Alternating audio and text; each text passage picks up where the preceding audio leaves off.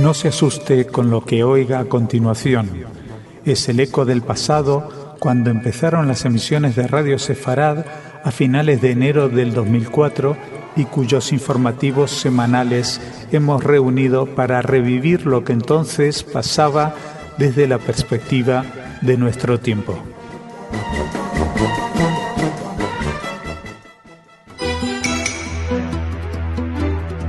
Señoras, señores, bienvenidos a nuestro espacio informativo. En el día de ayer, al cierre de esta edición, habían caído 4 misiles sobre Israel y además por la mañana había habido un atentado, un intento de atentado del que les vamos a hablar hoy en las noticias. También nos acercaremos una vez más a Sudán a ver cómo ha reaccionado Omar Hassan al-Bashir a esa orden en su contra del Tribunal Penal Internacional.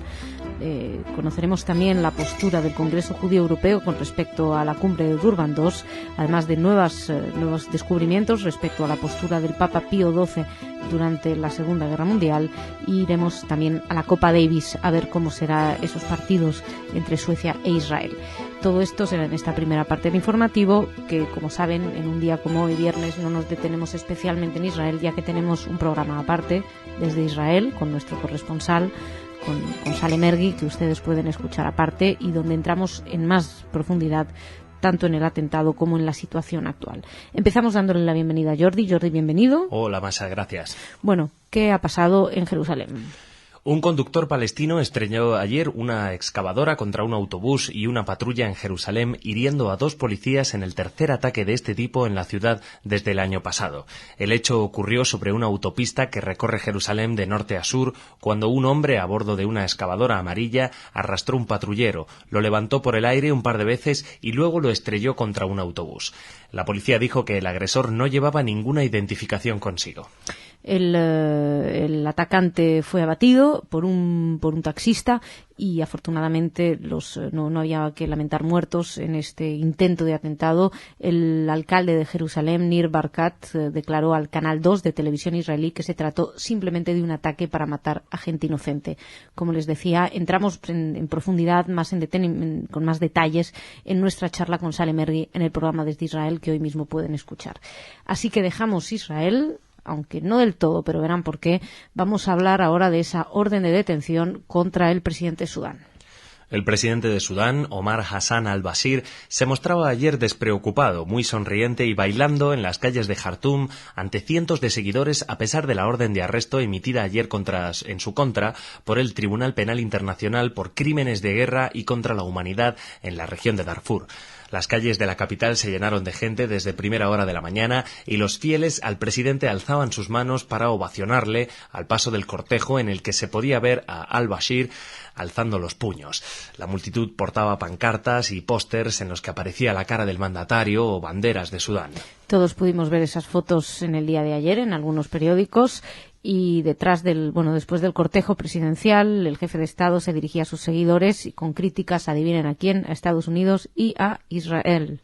En un momento dado, la multitud gritaba bajo Estados Unidos, hubo música tradicional, todos bailaron, incluido al-Bashir, que no dejaba de sonreír, lo que por una parte suponemos que intenta transmitir esa sensación de felicidad y tranquilidad, pero por otra parte una alegría tan sobreactuada da que pensar. La Unión Africana, por su parte, anunciaba ayer que enviará una delegación de alto nivel a la ONU para pedir al Consejo de Seguridad que aplace un año la orden de arresto dictada por el Tribunal Penal Internacional, porque según ellos esto no es positivo para la paz en Darfur. Mientras, pero bueno, no estaban contentos. Otros que no estaban nada contentos era Hamás. Hamás condenó duramente la orden de detención. Su portavoz, Taher al-Nunu, manifestó en un comunicado remitido a los medios en Gaza que la decisión es injusta. También Ismail Haniyeh, si recuerdan, había viajado a Sudán hace un par de años, ahí recibió apoyo de las autoridades sudanesas, que guarda muy buenas relaciones con este grupo terrorista. El portavoz agregó que la emisión de la orden de detención expresa el deseo americano de ignorar a los verdaderos criminales, que son, adivinen, los líderes sionistas que cometen horribles masacres y crímenes contra el pueblo palestino. También podemos, tirando un poquito de hemeroteca, no mucho, el 7 de febrero, el máximo dirigente de Hamás, Khaled Meshal, se había reunido en Sudán precisamente con altos responsables políticos del país para agradecer el apoyo del régimen de Jartum a la organización de Hamás. Bueno, queda bastante claro, cada uno se retrata también con sus amistades. Seguimos, les hablábamos de de Durban II, les hablábamos ayer. Bueno, pues siguen las condenas. La agencia judía de noticias publicaba ayer que el presidente del Congreso Judío Europeo, Moshe Kantor, pidió a la Unión Europea que muestre mayor liderazgo y que boicotee la próxima conferencia de las Naciones Unidas, llamada Durban II, programada para el mes de abril en Ginebra. Refiriéndose al vocabulario y al tono del documento borrador de Durban II como completamente inaceptable para un documento oficial de las Naciones Unidas, Kantor declaró que es el momento para que los países de la Unión Europea y sus líderes, tales como el presidente francés Nicolas Sarkozy, el primer ministro británico Gordon Brown y la canciller alemana Angela Merkel, tomen la iniciativa en asuntos de derechos humanos y racismo en las Naciones Unidas y definan una posición clara y determinante contra Durban II.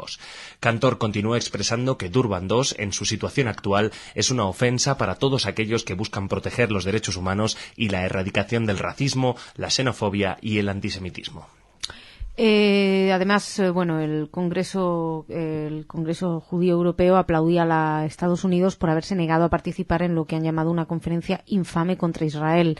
También Kantor instaba a la comunidad internacional diciendo que la gente que aboga por la libertad en todo el mundo merece mucho más que sesiones cargadas de odio ofrecidas por Irán, Libia o países de políticas similares. Es tiempo, decía Kantor, de que los líderes europeos defiendan los derechos humanos, combatan el antisemitismo perverso que predican grupos hostiles y anuncien que no van a participar en Durban II. Entre tanto, estamos atentos a ver cuál es la decisión de los líderes europeos sobre este asunto. Seguimos, les hablábamos del Papa Pío XII, les hablamos muchas veces, hay más detalles ahora. Según la agencia EFE, Radio Vaticano comunicó que en un documento escrito de 1943 encontrado en un monasterio de religiosas agustinas de Roma, se informa de que el Papa Pío XII ordenó que en los monasterios se diera cobijo a los judíos perseguidos por los nazis. Se trata de una nota extraída del Memorial de las religiosas agustinas del monasterio de los Cuatro Santos Coronados de Roma, en la que podemos leer: el Santo Padre quiere salvar a todos sus hijos, también los judíos, y ordena que en los monasterios se dé hospitalidad a estos perseguidos. El documento incluye los nombres de 24 personas que fueron acogidas en ese monasterio. Bueno, hemos podido leer algunas declaraciones de Peter Gumpel, que es el postulador de la causa de beatificación de Pío XII. Y ya saben que ahora quieren beatificar a Pío XII, con lo cual se está intentando también demostrar que su postura y su actitud durante la Segunda Guerra Mundial no fue tan mala como la que nosotros hemos escuchado. Según aquellos que defienden la beatificación del Papa Pío XII, este Papa fue víctima de una leyenda negra provocada de alguna manera, organizada por los países soviéticos. También hay una pequeña confrontación entre el Vaticano e Israel precisamente con este tema. El Vaticano insiste en que el Papa Pío XII salvó judíos, se portó muy bien. Israel dice que el Papa Pío XII mantuvo un silencio bastante culpable y de hecho pide al Vaticano que si están tan seguros de que la postura del Papa Pío XII fue noble, no tienen más que desclasificar los archivos que tienen en los papeles secretos que tienen en el Vaticano y así demostrarlo. El Vaticano no los desclasifica por su parte. Según Peter Gumpel, que como le digo es el postulador de la causa de beatificación de Pío XII, esto confirma que el Papa Pacelli trabajó en favor de los judíos durante la persecución nazi. Habrá que ver hasta qué punto todo esto lo demuestra y veremos cómo sigue esta especie de confrontación. El tema del Papa Pío XII es bastante delicado. Es curioso que no hayan pedido la beatificación del Papa Juan XXIII, que sí tuvo unas excelentes relaciones con los judíos y que probablemente no encontraría tantas protestas. Pero bueno, esto ya lo hemos hablado en algunas entrevistas aquí en Radio Sefarad y seguramente seguiremos hablando de ello. El caso es que este nuevo documento, dicen, según quienes quieren defender a Pío XII, que desarma a aquellos que quieren denigrar a Pío XII y a la Iglesia Católica y que ellos esperan que el Papa Benedicto XVI firme ahora el decreto que abra camino hacia los altares del Papa.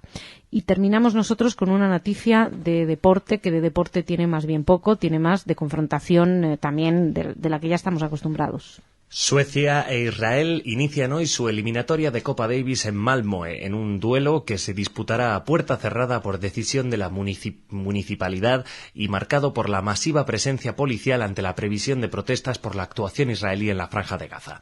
Está previsto que 1 millar de policías custodie los alrededores del Baltiska Hall, el escenario de los partidos, que desde hace 2 días están rodeados por vallas y a cuyo interior solo podrán acceder, aparte de los equipos oficiales, patrocinadores y medios de comunicación.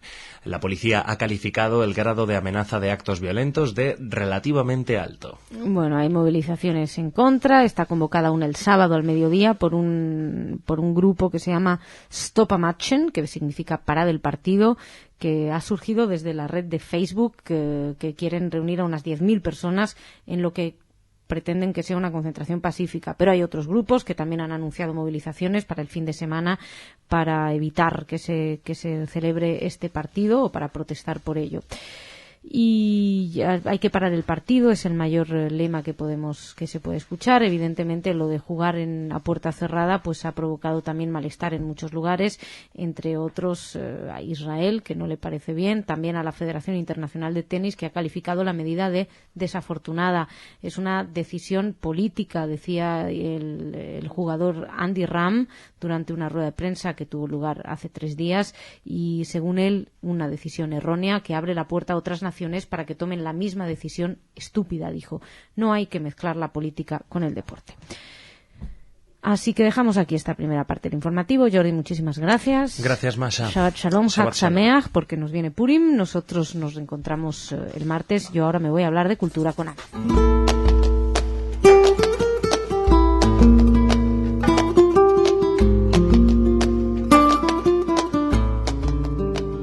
Ana, ¿qué tal? Bien, Masha, ¿cómo estás? Muy bien, cuéntame qué tenemos. Bueno, primero les traigo algunas actividades culturales de Maccabi España. En primer lugar, nos presentan el primer taller de Rikudim de España. Rikudim, para los que no saben, se refiere a las danzas israelíes así tradicionales, el folclore del siglo XX. Eso te iba a decir, tradicional del Sí. siglo XX. Bueno, está bien, ya casi como 100 años tendrán, Bueno, ya es una tradición. Ya se puede llamar tradición. Bueno, se trata de un género muy popular. Y ahora por primera vez va a haber un taller para conocer así un poco la historia de estas danzas, de dónde surgen, y también pues aprender algo, ya sabes, movernos un poco. Eso va a ser el 11 de marzo en la Casa de las Asociaciones en Alcobendas a las 8:30 de la tarde. Y después, el lunes 16, también Maccabi presenta en el Centro Cultural Pablo Iglesias, también en Alcobendas, un cine debate titulado Ser Diferente, sobre la película Crash, que aborda temas de integración, discriminación, cómo convivir en una sociedad. Va a ser a cargo de Patricia Morandini, que es psicoanalista. ¿Y a qué hora es eso? Eso es a las 8 de la tarde, Centro Cultural Pablo Iglesias en Alcobendas, el 16 de marzo. Bien. Y también, yo voy a estar ahí también. ¿Vas a estar ahí también? Sí, qué bueno. En fin, más cositas. Así que ya nos contarás después. Sí, ¿qué más tenemos? Y también tenemos la visita en España de la cantante Ahuva Batz, que viene desde Israel. Es una cantante sinagogal israelí, que eso ya no es muy común que sea una mujer, te imaginarás. Su concierto se titula El alma femenina de la canción hebrea. En esta ocasión recrea composiciones que se refieren al Shabbat, es así, digamos, el tema. Va a participar en primer lugar en el Festival de Arte Sacro en Madrid. También en eso participa Casa Sefarad Israel por segunda vez. Va a estar también en Alcalá de Henares el 14 de marzo en el Teatro Salón Cervantes, en La Cabrera, en el Centro Comarcal de Humanidades el 15 de marzo, y en Madrid el 15 de marzo y el 16 de marzo dentro del marco del Festival de Música Sacra. Muy bien. ¿Y con qué terminamos? Y terminamos con un ciclo de cine judío que se va a llevar a cabo en Palma de Mallorca. El 16 de marzo, bueno, va a ser varios lunes. Empieza el 16 de marzo, 23, 36. Una serie de películas, sobre todo israelíes, así con títulos famosos como Los Limoneros, que hace poco se presentó aquí, Caminar sobre las aguas, y también algunos cortometrajes de distintas escuelas de cine de Israel, y la película mexicana Morirse está en hebreo, exactamente. Bueno, pues hay propuestas, desde luego. Eso es la agenda de hoy, sí. Muchas gracias, Ana. Gracias a ti. Nos reencontramos ya el martes. Ya la otra semana. Shabbat Shalom. Shabbat Shalom y Hag Purim Sameach. También Hag Sameach. Señoras, señores, muchísimas gracias. Nosotros nos reencontramos el lunes. Shabbat Shalom.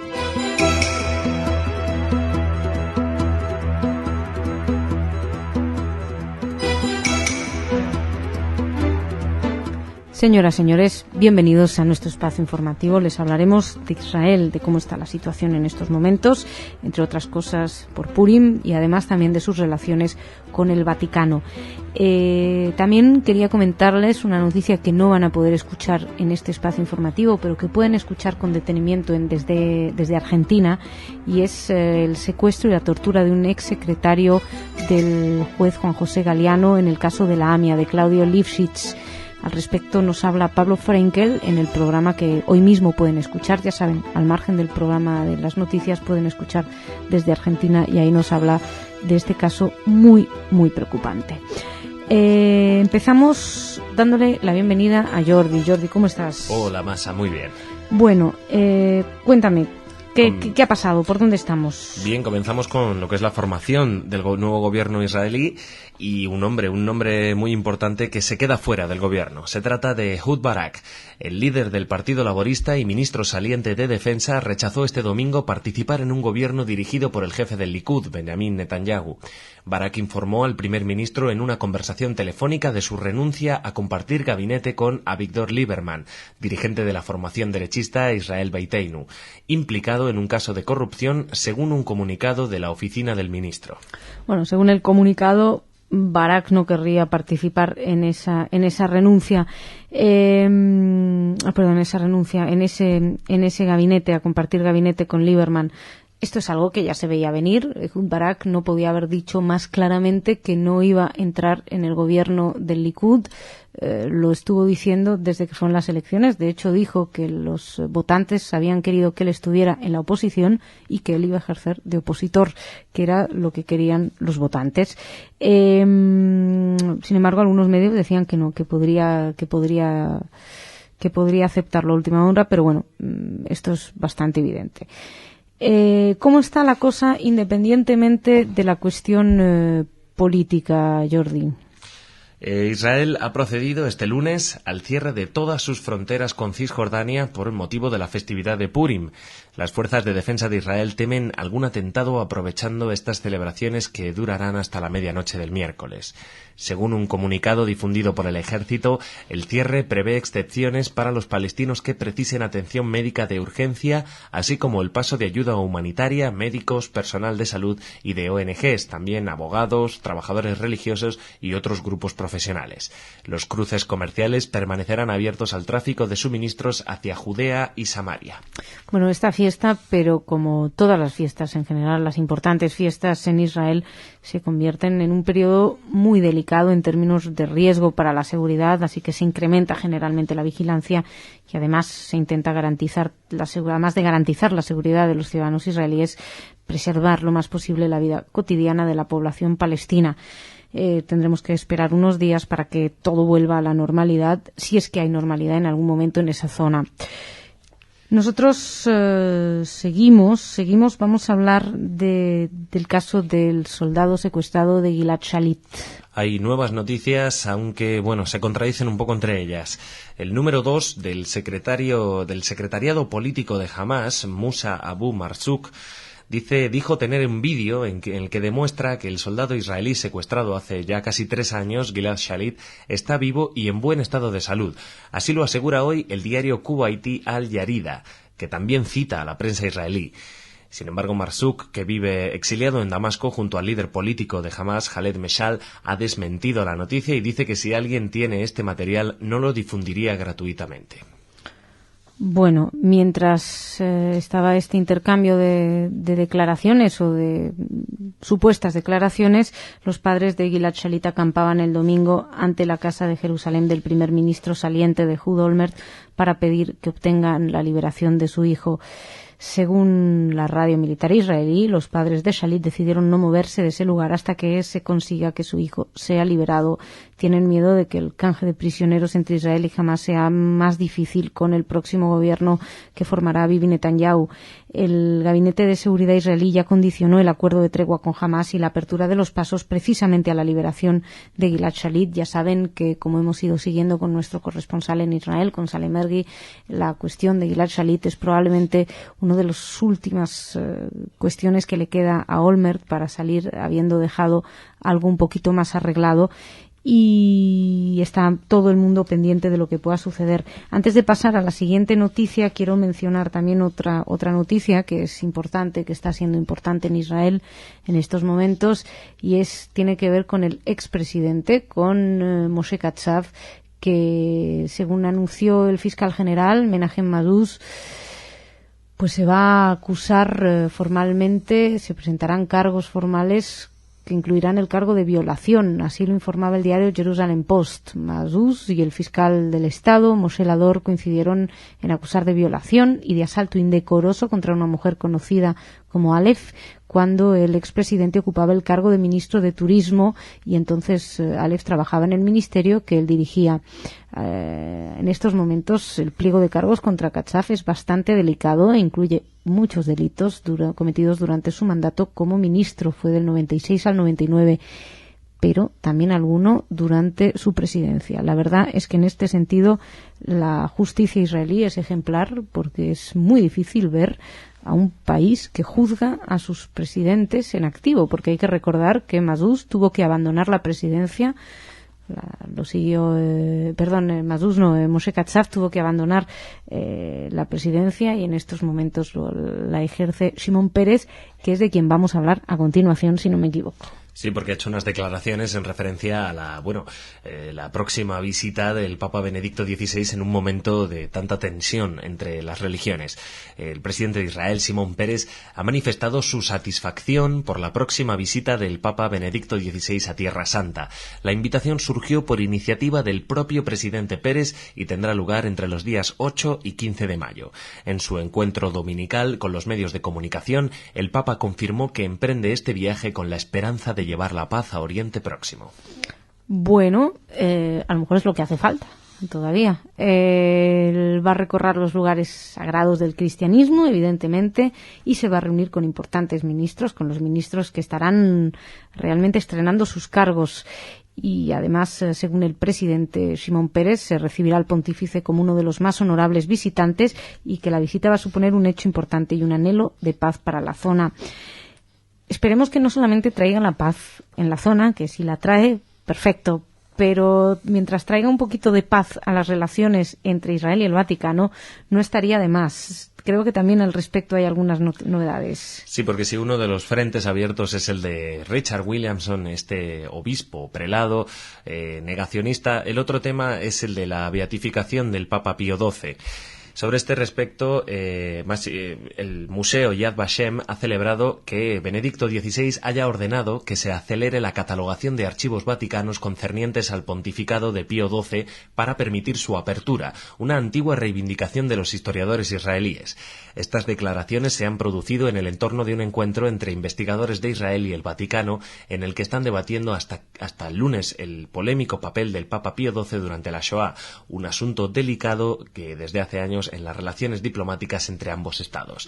Yad Vashem es el organizador de este encuentro, en el que se ha discutido el periodo previo al pontificado de Pío XII, sus relaciones con obispos alemanes y su actitud durante el exterminio de 6 millones de judíos en el centro de Europa.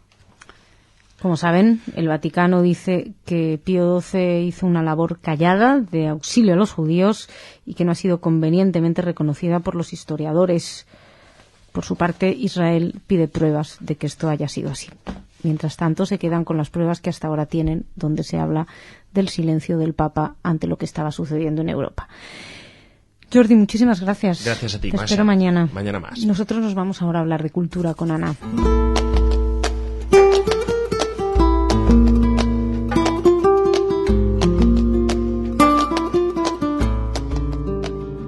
Ana, bienvenida.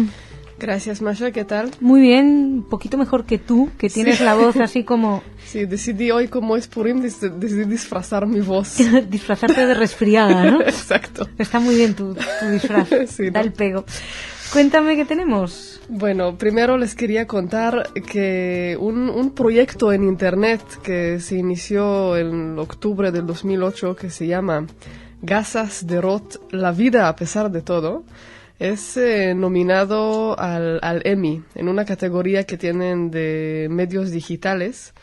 De hecho, empezó simplemente como una página de Internet con pequeños así videos de pocos minutos, donde retratan la vida de algunas familias en Sderot y en Gaza que simplemente tratan de seguir su vida normal. De hecho, curiosamente, este proyecto iba a terminar el 24 de diciembre, que decidieron que estaba bien terminarlo. Era Hanukkah, Ramadán, Navidad, así como... Y pues justamente por la guerra que inició, creo que 2 días después, decidieron seguirlo. Uh-huh. Obviamente recibió muchísimas, pues la atención que recibió en todos los medios creció bastante y ya ganó muchos premios este proyecto. Incluso Arte puso dinero el canal francés para convertir el proyecto en una película de 1 hora. Ah, qué bueno. A ver si lo podremos ver así, por lo menos. Y si no, bueno, está la versión en Internet, que pues es muy curioso porque normalmente las versiones de Internet vienen después de documentales y ahora ya es el camino al revés. Bueno, ¿qué más? Y ahora nuevos libros. Nuevos libros. En primer lugar, un nuevo libro titulado La semilla de la barbarie, antisemitismo y holocausto, que se acaba de publicar, escrito por el historiador de la Universidad de Extremadura, Enrique Moradiellos. Es un libro donde, en primer lugar, analiza el holocausto, pero la cosa es que va hacia muy atrás para hablar de la historia de los judíos como chivos expiatorios desde siempre. Quiere buscar las claves históricas de la judeofobia, del antisemitismo, todo lo que permitió que llegara el holocausto. De lectura obligatoria, entonces. Seguramente, yo creo que también de entrevista obligatoria. De entrevista obligatoria. Para nosotros. ¿Y qué más? Un libro que ya está causando mucha polémica en Argentina, se está traduciendo ahora, es de un escritor escocés, Philip Kerr, se llama Una llama misteriosa. Él es un escritor así de novelas negras.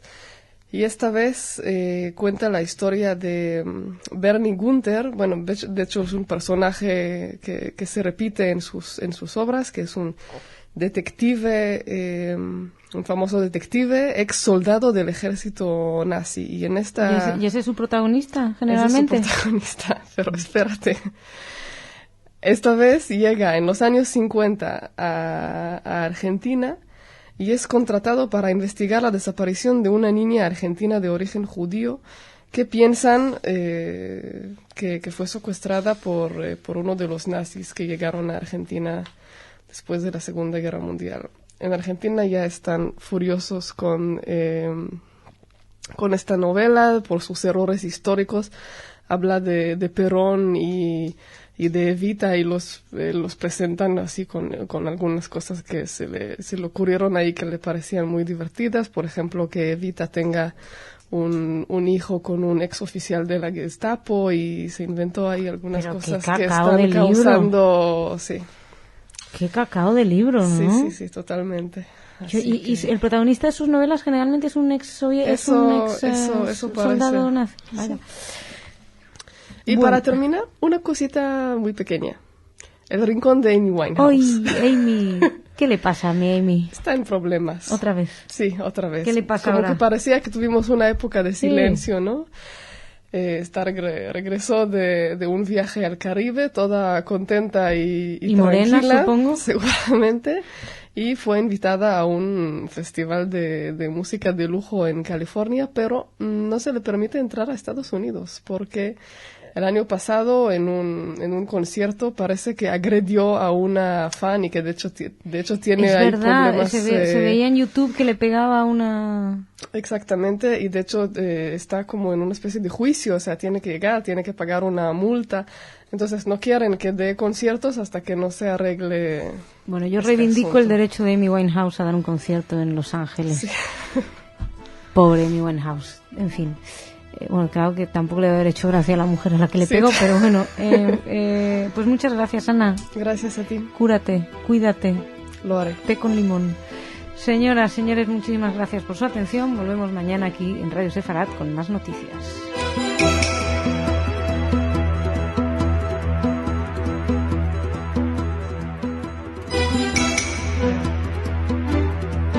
Señoras, señores, bienvenidos a nuestro espacio informativo. Hoy les vamos a hablar de los niños malditos. Esperen y sabrán quiénes son. También les vamos a hablar de un presunto nazi que no quiere ser juzgado, como otros. Además, nos acercaremos a Marruecos, que ha roto relaciones diplomáticas con Irán. También hablaremos de Israel, evidentemente, de los intentos de negociaciones intrapalestinas y entre palestinos e israelíes. Y nos detendremos un poco, especialmente en España, donde sigue coleando la polémica acerca de si España vendió o no armas a Israel, de si esas armas se utilizaron o no para matar a alguien. En fin, vamos a hablar de todo esto en la primera parte del informativo. En la segunda, Ana vendrá con noticias de corte cultural, como es su costumbre. Antes de empezar, les cuento que ayer por la mañana cayeron 2 misiles sobre el sur de Israel y que, por otra parte, en Beersheba un soldado fue herido por un árabe, pero bueno, una cosa un poco confusa, no se sabe muy bien. El atacante consiguió huir y el soldado se encontraba bien con heridas leves. En fin. Bueno, todo esto, como ahora le damos la bienvenida a Jordi. Jordi, ¿cómo estás? Hola, Masha, muy bien, aquí estamos. Bueno, empecemos. Empezamos con nuevas noticias relacionadas con las negociaciones por Gilad Shalit. Según publicó este martes el diario saudí Al-Watan, que cita a fuentes diplomáticas, el gobierno turco abandonó ayer la mediación que estaba intentando ejercer para alcanzar un acuerdo sobre la liberación del soldado israelí Gilad Shalit debido a las excesivas demandas de Hamás. Esas mismas fuentes también aseguraron que la debilidad de Israel y la falta de apoyo a sus esfuerzos por devolver a casa al militar hicieron que Turquía abandonara las negociaciones. Por otra parte, dirigentes palestinos comenzaron también ayer en El Cairo unas negociaciones claves para intentar superar las fuertes divisiones internas en medio de llamamientos para que acepten el desafío histórico y busquen caminos de reconciliación. Bueno, respecto a Gilad Shalit, que como saben está secuestrado desde el 2006, ayer había muchas noticias contradictorias. Por un lado se decía que había un video donde se ve que está en buen estado de salud y que estaba viajando hacia Israel. Por otro lado Hamás lo negaba, por otro lado Hamás lo afirmaba, con lo cual no sabemos si ese video existe o no. Sin duda, si existe, terminaremos por saberlo. Por otra parte, respecto a las conversaciones entre Fatah y Hamás, hay que decir que se llevan a cabo en las oficinas del Servicio de Inteligencia, que están divididas en 5 mesas de diálogo y que el encargado de esto es Omar Suleimán, el jefe de la inteligencia egipcia, que además es también quien está encargado, entre otras cosas, de negociar entre Hamás e Israel para buscar una tregua duradera en Gaza. El Suleimán hizo un llamamiento a las facciones palestinas presentes en las conversaciones para, dijo, olvidar el pasado y enfrentar el futuro. Nosotros ahora vamos a venir a España. Si ustedes recuerdan, en enero el presidente del gobierno, José Luis Rodríguez Zapatero, se presentaba en un programa de televisión española llamado Tengo una pregunta para usted, y en él un ciudadano le preguntaba que si no era hipócrita que el gobierno hablara de paz y que España vendiera armas de guerra a Israel. Fue probablemente el momento donde más incómodo se vio al presidente del gobierno, que empezó a dudar y respondió de una manera un poco torpe que las armas que España vendía a Israel no se habían utilizado para matar a nadie. El caso es que sigue la polémica y respecto a esto hablaron ayer. El ministro de Industria, Turismo y Comercio, Miguel Sebastián, aseguró ayer que es rotundamente falso que el gobierno exporte material de defensa a países que no respetan los derechos humanos y precisó que las partidas cuya venta se autorizó a Israel en el primer semestre de 2008 no eran exactamente armas, sino pistolas deportivas, cámaras de infrarrojos y tarjetas electrónicas, y además no se utilizó en territorio israelí, tampoco por tanto en la ofensiva militar contra la Franja Palestina, sino que se reexportó a terceros países. El ministro explicó que durante el primer semestre de 2008 se autorizaron exportaciones de material de defensa a Israel por un valor de 157.200 euros. El diputado de ICV, Joan Herrera, acusó al gobierno de seguir incumpliendo la ley, ya que, en su opinión, no se está garantizando el destino y uso final de estos materiales, acerca del cual interrogó a San Sebastián. Si se fijan en la noticia, se da por descontado el hecho de que Israel vulnera los derechos humanos. No hay ni siquiera un debate al respecto. Se le plantea al ministro que no vendan, que cómo venden armas a países que violan los derechos humanos y por qué las venden a Israel. Y en vez de responder algo tan sencillo como que Israel no viola los derechos humanos, pues se mete en un jardín un poco complicado intentando explicar que bueno, que sí, que vendieron unas armas, pero que estas armas no eran para disparar, y si eran para disparar, justo las que eran para disparar se mandaron a los Estados Unidos, con lo cual no hubo ningún soldado israelí que pueda haberse beneficiado en su lucha contra el terrorismo de las armas españolas. No así España, que sí se ha beneficiado de algunos servicios de inteligencia en su propia lucha contra el terrorismo islamista internacional. Pero bueno, este es otro tema. El caso es que una vez que se da por hecho que Israel vulnera los derechos humanos, pues ya casi la discusión es absurda. De todos modos, el diputado de izquierda catalana de Verds y los Verdes, Joan Herrera, subrayó que hay otros casos. Dijo que de otros casos de exportaciones a países donde se vulneran los derechos humanos. Dijo que eran Colombia, Indonesia, Pakistán, China, Sri Lanka o Arabia Saudí. Pero obviamente, para que nadie se quede tranquilo, para Herrera el más sangrante es el del caso de Israel. Bueno, la verdad es que podríamos entrar en todas las discusiones que dijo, todo lo que estuvo explicando en la comparecencia de Miguel Sebastián. Cifró en 157.200 euros el valor de las operaciones autorizadas el primer semestre de 2008 a Israel, un importe del 96% inferior al del mismo periodo del 2007.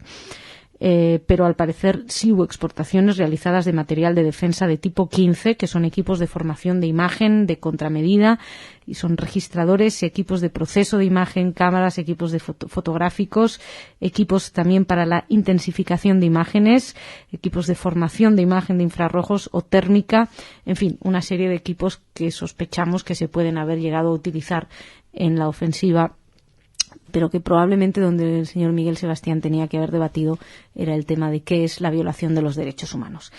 En fin, dejamos España y sus cuestiones, a las que volvemos muy a menudo. Seguimos hablando del caso de Irán. En este caso, desde el punto de vista de Marruecos, ya que este país anunció la semana pasada la ruptura de las relaciones diplomáticas con Irán por considerar que las críticas de ese país a la defensa marroquí de la soberanía de Bahrein son una injerencia intolerable en sus asuntos internos. El comunicado del Ministerio de Exteriores, difundido por la agencia oficial MAP, señaló que tras la solidaridad expresada por Marruecos respecto a la integridad territorial del Reino de Bahrein, las declaraciones de las autoridades iraníes son inadmisibles. Desde hacía varios meses, políticos, asociaciones y medios de comunicación venían denunciando la expansión en Marruecos del movimiento chií, de inspiración iraní.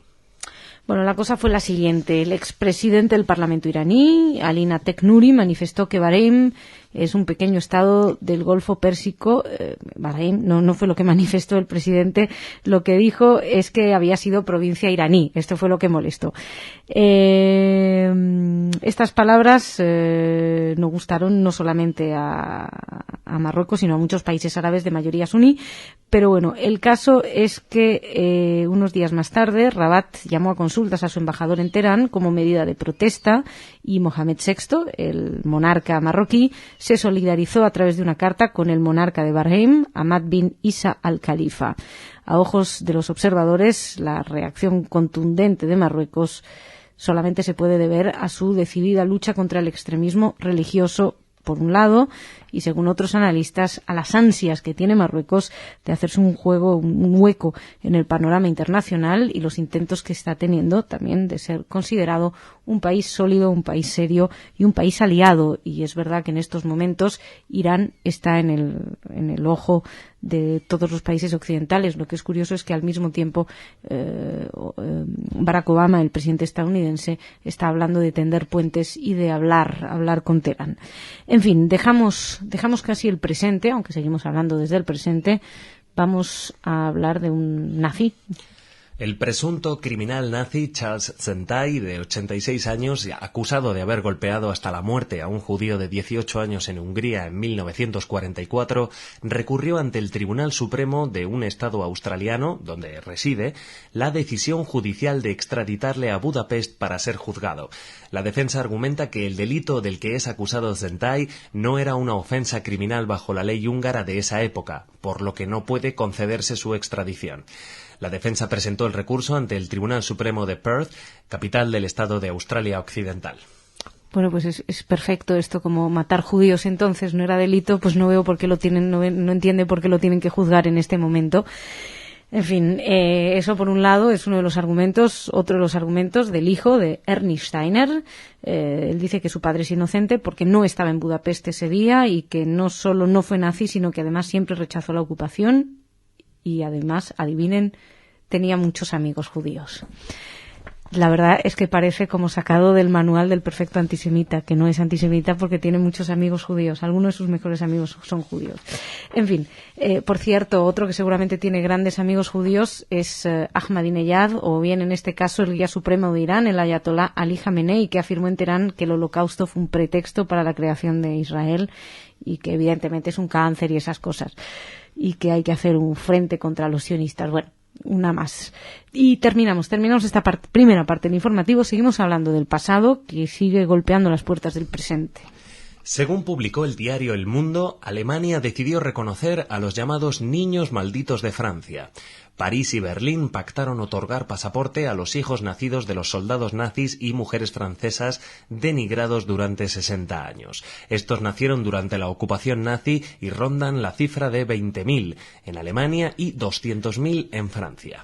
Y ha sido una situación de la que no se ha hablado. Ha sido unos niños a los que tampoco se les ha prestado mucha atención, pero que han atravesado, según contaban al diario El Mundo, un verdadero calvario. Por ejemplo, Janine Nivois-Sevestre contaba cómo perdió el habla cuando supo que su padre había sido un soldado nazi. Ella tenía 13 años y la revelación se la hizo un vecino en Normandía. Ella cuenta que necesitó 2 meses y medio para recuperar la voz, y que dice el mismo artículo del diario El Mundo que es muy poco comparado con los 55 años que ha esperado para ganarse el derecho a tener pasaporte alemán.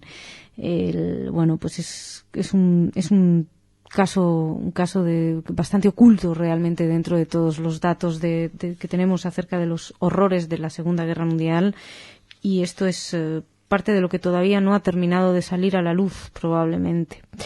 En fin, según contaba el artículo publicado en El Mundo, es el contexto geopolítico que ha favorecido que Francia y Alemania se hayan avenido a resolver el trauma, porque empieza a haber manuales de historia comunes, predominan las buenas relaciones políticas entre Berlín y París, y además, y esto es muy interesante, está previsto que el ejército alemán ocupe un asentamiento militar en Alsacia durante el ejercicio de 2009, lo que es curioso porque sería la primera vez que la Wehrmacht desfila en Francia después de la Segunda Guerra Mundial.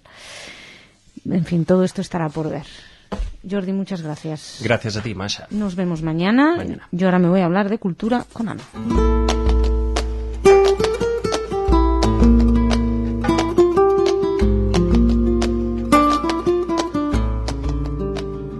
Ana, ¿cómo estás? Mejor, gracias, Masha. ¿Qué Bien, tal? bien, tu voz, iba a decir Ahí que va. no suena del todo... No soy yo todavía, pero te vas voy, pareciendo ahí más. voy. Oye, me quedo pensando, ¿hay ejército en Alemania?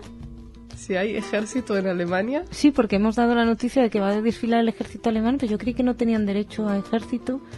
Bueno, habrá a lo mejor algo simbólico. ¿Eso es una pregunta truco? No. No, es que no sé si hay ejército en Alemania. Es que yo creí que no había ya ejército en Alemania. Se les prohibió después de la Segunda Guerra Mundial. Sí, pero tanto como para un país europeo que no tenga Sí, ejército, Alemania no ¿eso tenía. es normal, te Sí, parece? sí. Hombre, Alemania tiene tiempo para limpiar lo que hizo su ejército anterior, ¿no? Pero, bueno, Sí. no sé. En fin, me quedé... Buena pregunta. Traeremos algún informe acerca del ejército alemán actual. Bien. Bueno, perdón, te robo Eso tiempo. yo sugiero que se lo preguntes a Jorge Aspizúa, creo que es la Efectivamente. persona adecuada. Efectivamente, lo vamos a hacer. Bueno, cuéntame qué tenemos. Bueno, yo voy a pasar a lo mío. En este caso les voy a contar sobre algunas de las próximas actividades de Casa Sefarad Israel. El 13 de marzo se va a celebrar la tercera edición en Córdoba del Festival Gay Lésbico de Artes Visuales, que se llama IDEM 09, Ujú. en el cual Casa Sefarad Israel participa con varias películas israelíes. La verdad es que Israel parece un imperio de películas sobre estas temáticas. Bueno, y ahora hay una pareja homosexual que ha podido adoptar a un hijo, pero con 30 y tantos, pero no lo adelanto porque va a ser una de las noticias en estos días. Así que bueno. no. Entonces nos quedamos con las películas. Entonces hay dos largometrajes. ¿Alguno de Ethan Fox? ¿Cómo? ¿Alguno de No, la verdad es que ninguno, todo así de creación nueva, de gente que acaba de terminar sus estudios de cine. No hay ningún nombre famoso. Las dos películas, los largometrajes se llaman, y perdonen el lenguaje, pero el primero se llama Fucking Different Tel Aviv. El segundo se llama Seeds of Summer. Perdón, que así se llama. No, es que suena raro en ti. Tú eres muy elegante, sí. Bueno. Luego hay dos cortometrajes, Triot y Gewalt, y también una serie de animación titulada Lizzie de Lizzie. O sea, en Córdoba hay muchas creaciones israelíes para ver en este festival. Muy bien, ¿qué más? Después, el 14 de marzo, se inicia en Segovia el ciclo de cultura judía. Se va a iniciar con la proyección de la película Sin Destino, que se basa en el libro de Imre Kertész. Los que se acuerdan, sí. es de hace como 3 o 4 años esta película. Y lo va a presentar, este ciclo lo va a presentar el presidente de Yad Vashem en España, Isaac Kerub. Uh-huh. Y por último, y otra vez Córdoba, veo que hoy Córdoba está llena de actividades. La próxima semana, del 17 al 19 de marzo, se va a llevar a cabo el primer foro internacional sobre diversidad e interculturalidad. Eso pues reúne especialistas de todo el mundo, alrededor así de varios ejes como ciudadanía y derechos, ciudad intercultural, etcétera. Dentro de este marco, Casa Sefarad Israel organiza una especie de mesa redonda titulada Memorias y Futuro de Sefarad, con la participación de Mariano Gómez Aranda, que es científico titular del CSIC, Luis Ribot, catedrático de Historia Moderna de la UNED, y José Antonio Lisbona, periodista y especialista en historia de los judíos de España. Bueno, pues como de costumbre, muy interesante, Ana. Pues eso es todo por hoy. Pues es bastante. No está mal. No está mal. Mucho Córdoba. Mucho Córdoba. Te agradezco. Sigue mejorándote. Gracias a ti. Señoras, señores, muchas gracias por su atención. Seguimos aquí en Radio Sefarad con ustedes. Así que no se vayan y si se van, vuelvan mañana.